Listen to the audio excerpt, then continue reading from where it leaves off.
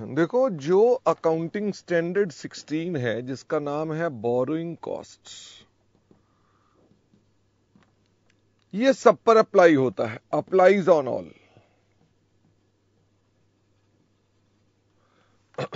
Of course Ind AS पर नहीं apply होगा, जहां पर भी ये आपको क्लास 1 में बताया हुआ था उन सब पर अप्लाई होगा।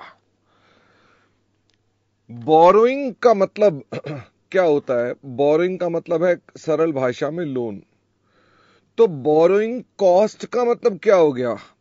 यानी कि cost of loan. Loan long term भी हो सकते हैं, लोन शॉर्ट टर्म भी हो सकते हैं। क्या लोन लीजेस के रूप में भी हो सकते हैं? हां, किसी भी रूप में हो सकते हैं। लोन के बारे में हम बात नहीं कर रहे हैं। कॉस्ट कौन सी हो सकती है? क्या कॉस्ट ब्याज की हो सकती है, या कोई हो सकता है सीए की फीस हो? क्या ऐसा हो सकता है सीए ने कोई फीस ली हो लोन दिलाने के लिए? तो वो भी हो सकती है। बच्चे ने कहा बैंक के प्रोसेसिंग चार्ज भी हो सकते हैं। बिल्कुल ठीक, बैंक के प्रोसेसिंग चार्ज भी हो सकते हैं। अच्छा, बच्चे ने पूछा क्या डिबेंचर्स भी लोन में आएंगे? फटाफट से बताओ, क्या डिबेंचर्स भी लोन में आएंगे? बताओ भाई। The answer is yes, debentures भी लोन होते हैं। तो यानी आप जेनरिक सेंस में देखेंगे। अच्छा, क्या डिबेंचर्स के ऊपर भी कॉस्ट आती है, इंटरेस्ट की आती है? इनमें तो एक और भी कॉस्ट आती है, premium on redemption of debentures. कि डिबेंचर्स को कई बार आप ज्यादा पैसे देते हो, वो भी कॉस्ट होती है। यानी सरल भाषा में मुझे बताइए, क्या कॉस्ट में सारी कॉस्ट आएंगी? जो भी लोन के साथ संबंधित हैं वो आएंगी। अमन ने बोला क्या डिस्काउंट ऑन इश्यू भी आएगा? फटाफट से बताओ। उन्होंने कहा डिबेंचर्स का क्या डिस्काउंट ऑन इश्यू भी आएगा? द आंसर इज यस, तो वो भी आएगा। और तो और एक बात मैंने आपके साथ नहीं डिस्कस की है, वो भी आएगी, वो बाद में कवर करेंगे। कभी कभी एक्सचेंज डिफरेंस भी आएगा। ओ माय गॉड, क्या ये मेरे लिए पेंडिंग पॉइंट है? हां, तो इसकी मैं चर्चा आपके साथ नहीं कर रहा हूं, लेकिन मैंने कहा ये हम बाद में देखेंगे। मोहित ने कहा जीरो कूपन बॉन्ड रिडीम करने वाले हो तो उसके अंदर जी, उसके अंदर भी जो जीरो कूपन बॉन्ड के अंदर आप अमोर्टाइजेशन करते हैं वो कॉस्ट है। इसका मतलब कॉस्ट का मतलब कॉस्ट है। Okay, it is not interest. Interest भी एक एक्सपेंस है। ओके, फिर भी हमने कहा बोरिंग कॉस्ट का एक कॉन्सेप्ट है। मुझे फटाफट से बताओ बोरिंग कॉस्ट का कॉन्सेप्ट क्या है? बोरोइंग कॉस्ट इनकर्ड ऑन, फटाफट से बताना किसके ऊपर?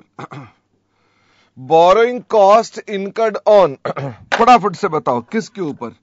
कंस्ट्रक्शन, एक्विजिशन, प्रोडक्शन ऑफ क्या? Qualifying assets.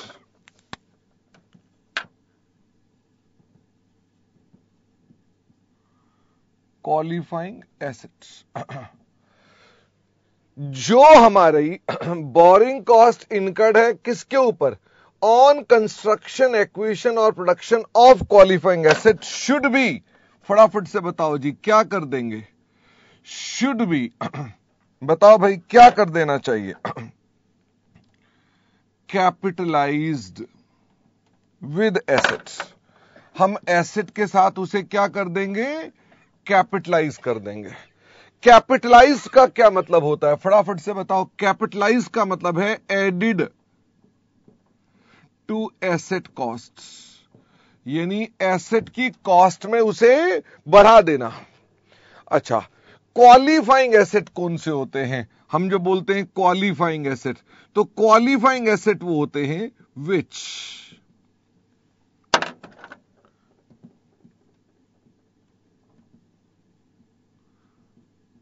necessarily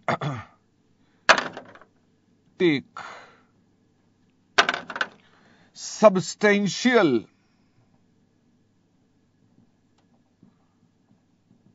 period of time to get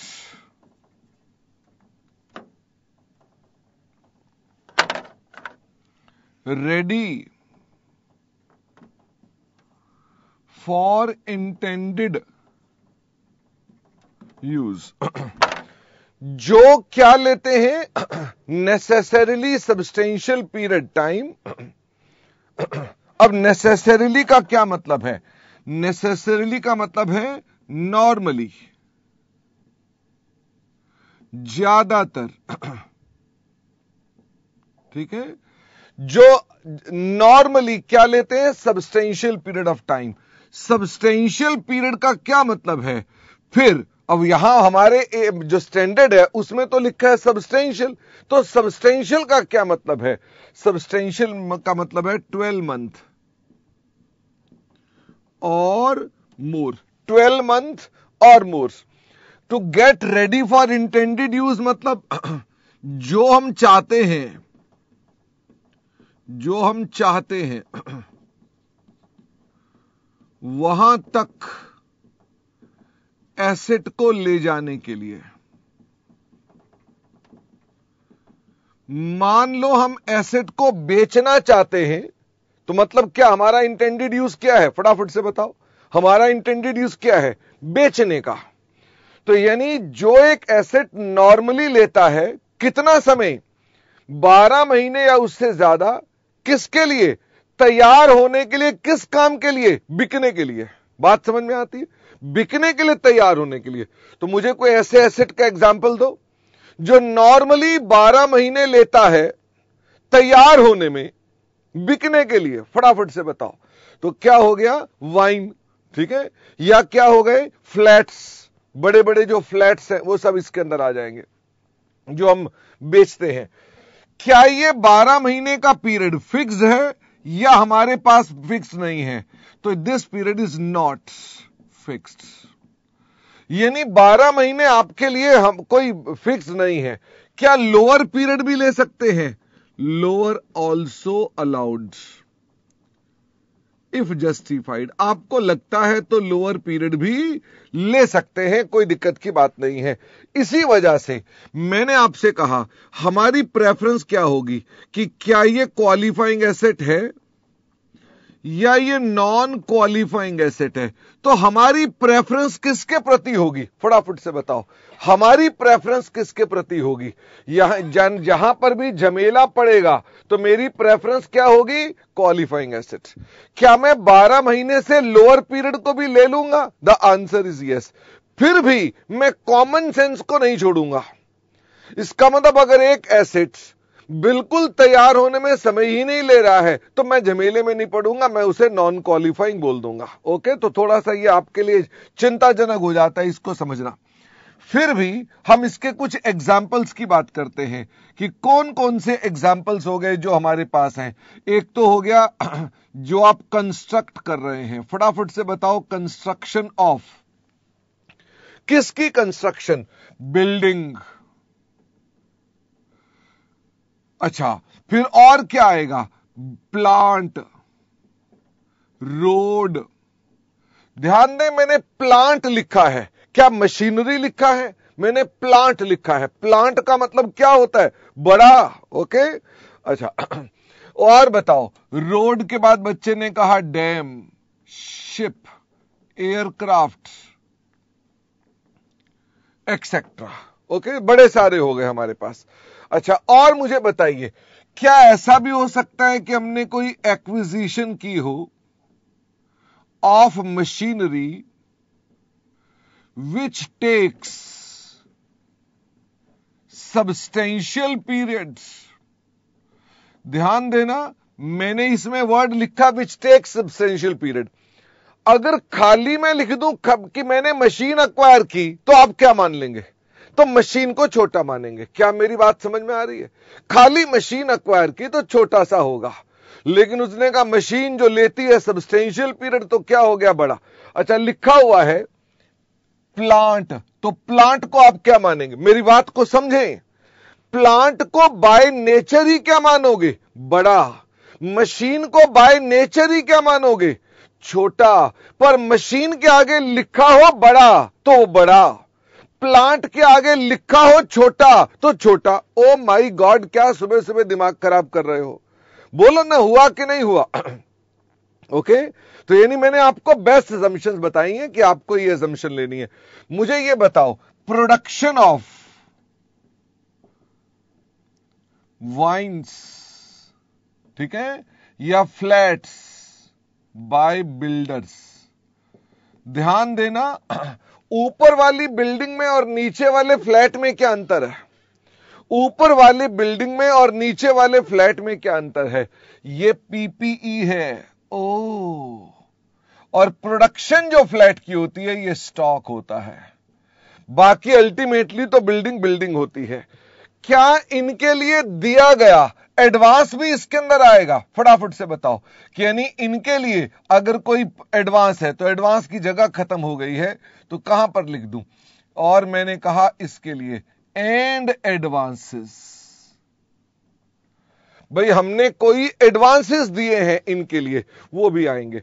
मुझे फटाफट से बताओ हाँ, हर जगह डेफिनेशन और कॉमन सेंस, बिल्कुल मोहित, फिर भी आपको आदत पड़ जाएगी, चिंता की बात नहीं। मुझे बताओ कोई ऐसे एग्जाम्पल दो जो नॉन क्वालिफाइंग है। नॉन क्वालिफाइंग एसेट्स के एग्जाम्पल दो। इसमें क्या क्या आएगा? इसमें आएगा परचेज ऑफ मशीन। मुझे फटाफट से बताओ, परचेज ऑफ मशीन, तो मशीन बोला है खाली, तो किस में मान लोगे? छोटा। कैफी ने कहा परचेज ऑफ टूल्स।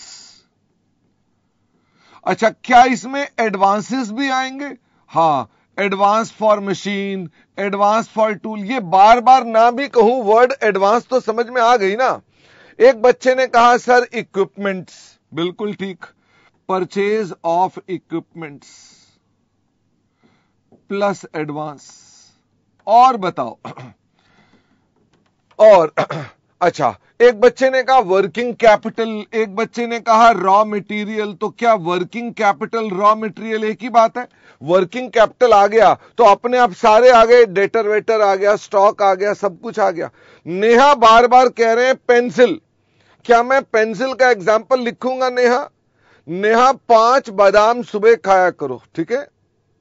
क्लास में एग्जाम्पल ऐसे ही पेंसिल का दे दिया तो मेरे से लिखाओगे? नालायक। अच्छा, बच्चे ने कहा purchase of furniture. Okay, purchase of furniture. अच्छा, और बताओ परचेज ऑफ, एक और बच्चे ने बोला था अभी इन्वेस्टमेंट्स। क्या इन्वेस्टमेंट क्वालिफाइंग होती हैं? आपने शेयर खरीदे, क्या वो इसमें आएंगे? The answer is no.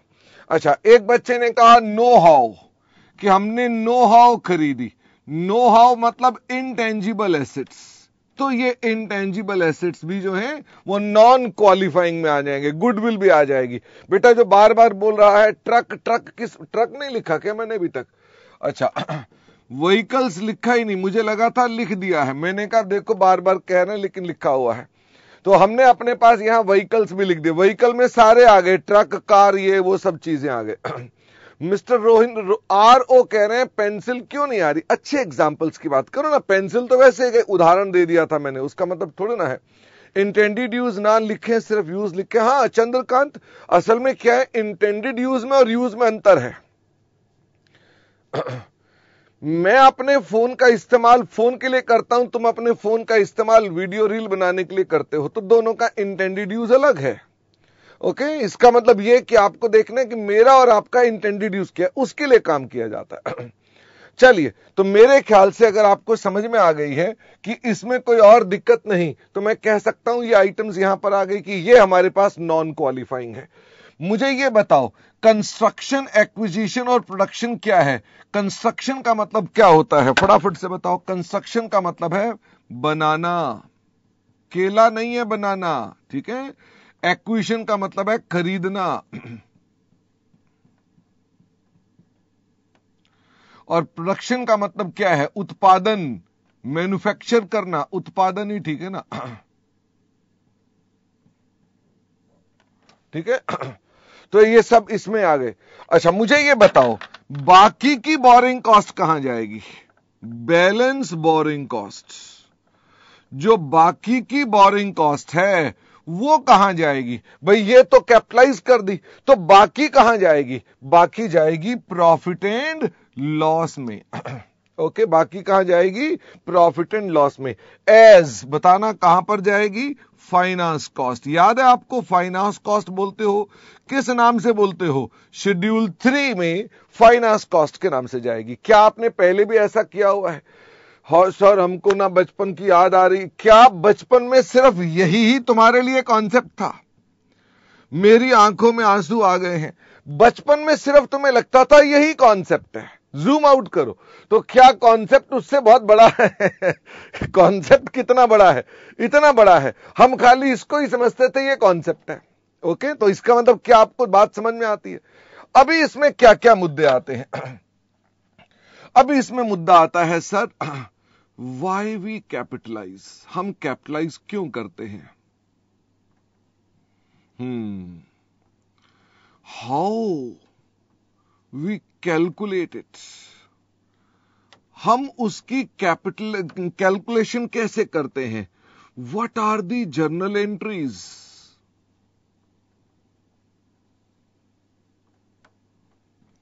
और हमारे अकाउंटिंग स्टैंडर्ड के कौन कौन से डिस्क्लोजर्स हैं? तो मैं क्या इसके अंदर लिख दूं कि इसके डिस्क्लोजर? तो मुझे फटाफट से बताओ क्या क्या पेंडिंग है इस स्टैंडर्ड में? क्या क्या पेंडिंग है फटाफट से बताओ। जहां 3 जगह गोले लगाए हैं, ये 3 पेंडिंग है।